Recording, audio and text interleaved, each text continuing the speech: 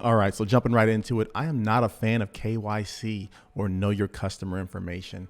It's something that's extremely intrusive. It assumes that I'm guilty or that I'm a criminal. And there's a whole host of issues when you actually go through that process. So in the United States, a lot of companies or a lot of custodial exchanges where you originally buy your cryptocurrency from, such as a Coinbase or a Gemini, they require you to give up a lot of your personal information. So your name, where you live, some of your banking information, possibly your social security number, a whole host of things. Now, most people will say, hey, if I don't have anything to hide, why not just give up that information? Well, the main reason for me, at least, is because once you give up that information, just know that it will be stored in a database for indefinitely, or it could be potentially sold to a third party. It could be sent to somewhere else if that company gets purchased by a larger company. There's a whole host of things that happen with that. Now, what's even greater is that we have seen a rise in the number of ransomware attacks and the number of cyber attacks and the number of people's information being sold on the dark web. So if your information with your social security number, your email address, your name, where you live is sold onto the dark web, not only do they have your information, but they also know that you are going to be someone who is involved with cryptocurrency, and they may even be able to get things like your public address and things like that. Now, why is that important? Well, with your public address, for example, they can see what type of transactions that you're making. So let's say, for example, my stuff gets hacked. They have my address and they can go through the history of what I made, what I purchased and when I purchased it. So let's say I made a large purchase for 20 Bitcoin, 30 Bitcoin. Or let's say that you're a large business and you made a purchase of 20 or 30 Bitcoin.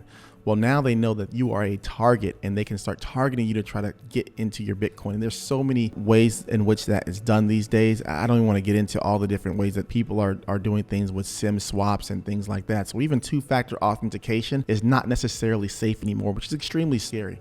And I can go into a different video where we can talk about more safety things. Like for me, I tend to use a hardware wallet for most of my cryptocurrency, which I think is one of the safest ways that you can do it. But that might be a little bit more advanced for some people. So we'll get into that a little bit later on. But what I wanted to really get into right now is just talk about something real quick. And I want to go over to a CoinGecko, sorry, and just look at this this product right here. It's called Blank.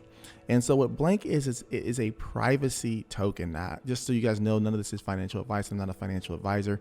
I also am not currently invested in Blank. It's something that I'm actually looking at because I do like the product, but I need to do more research on the back end, such as who's involved with the project, the white paper and things of that nature. But when I go here and I click on goblank.io, it goes to the website. And what Blank is it's a way to reclaim your privacy. If you look here, Blank hides your financial data by mixing transfers with the pool of funds within Blank, ensuring that outward transfer remain anonymous. Your privacy level goes up with each additional transfer inside. So what does that look like? Well, let's say, for example, that my information did get hacked and I was using this product specifically in order to kind of hide my transactions. If somebody was to look up, hey, what kind of transactions were going on this public ID or on this person's address, they wouldn't be able to see it because it's actually would be masked by this. And the way it works is that they kind of do it based on 110 and 100 Ether. So you can transfer in those increments.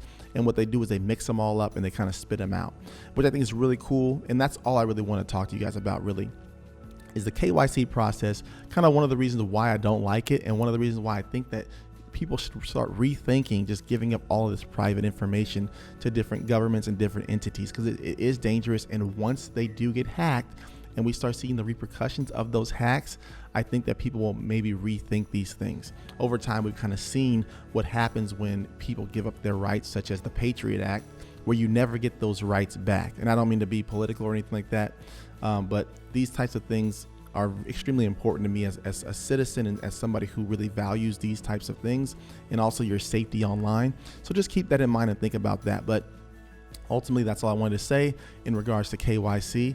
I want to let you guys know, if you are interested, I do have 2 courses that are available. The link is below. One is a beginner course and one is an intermediate to advanced course. So please go ahead and check those out if you're interested. Remember to like and subscribe, and I'll see you guys again here real soon.